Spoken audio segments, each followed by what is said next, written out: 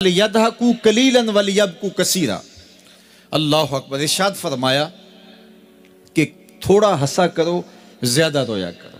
सहाबा को हंसते हुए देखा तो आका करीम अलैहिस्सलाम ने फरमाया कि तुम्हारे तक अल्लाह की अमान नहीं पहुंची और तुम हंस रहे हो। अर्ज़ की हुजूर इसका कुफारा? तो फरमाया इसका कुफारा ये है कि जितना हंसे हो इतना ही तुम्हें रोना पड़ेगा। मैं और आप ज़रा अपनी ज़िंदगी पर गौर व तदब्बुर करें। हमारी ज़िंदगी में हंसना ज़्यादा है या रोना ज़्यादा है?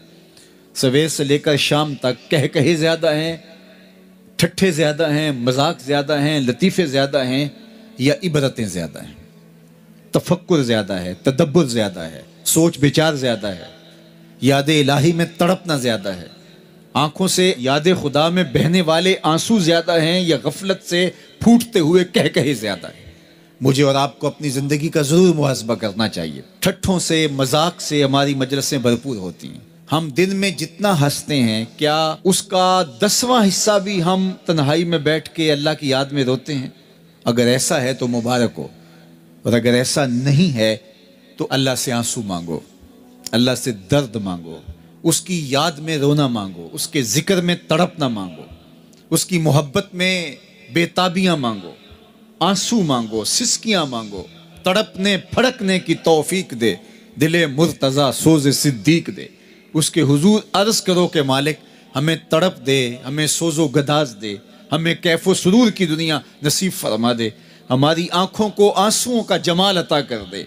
और अगर हमारी आंखों में आंसू नहीं हैं, हमारे पास कह कहे हैं, कहते हैं जो हंसता हुआ गुनाह करेगा वो रोता हुआ जहन्नुम में जाएगा, और जिसने यहाँ दुख सहे, तकलीफ़ें सही, आलाम सहे, उसके बदले में अल्लाह ताला उसको वहाँ राहतें अता फरमाएगा। फरमाया कि मोमिन के पाँव में कांटा भी चुभे तो अल्लाह जल्ला शानहू इसका सिला भी उसको क़यामत के दिन अता फरमाएगा।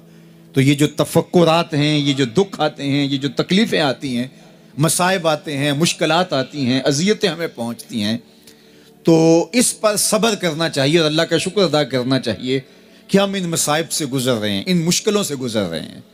और अगर किसी शख्स की ज़िंदगी में दुख है ही नहीं, सुख ही सुख हैं, तो फिर वो समझे कि वो फितने में मुब्तला है।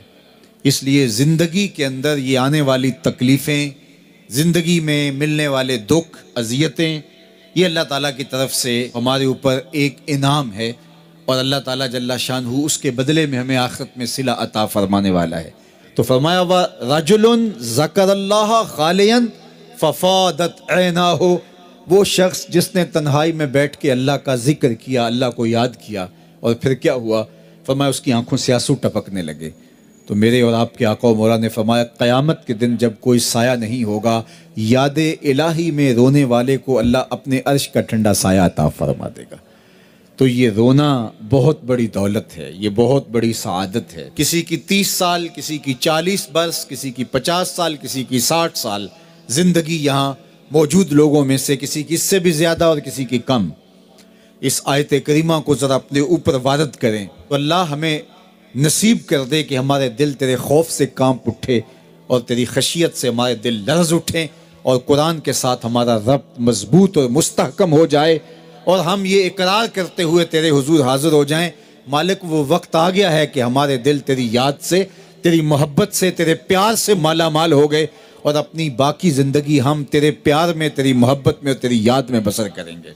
हदीस पाक में आता है कि अगर कोई शख्स अल्लाह के खौफ से रोया और अल्लाह के खौफ से रोने की वजह से उसकी पलकों के बालों में से एक बाल की जड़ गीली हो गई, तो क़यामत के दिन वो बाल खड़ा हो जाएगा, अल्लाह या तो मुझे निकाल ले या इसे जन्नत अता फरमा दे।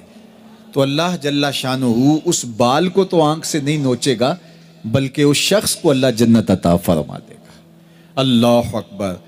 गुनाहगार की आंख का पानी अल्लाह के गुस्से की आग को ठंडा कर देता है, इसलिए हमें रोने का कहा गया।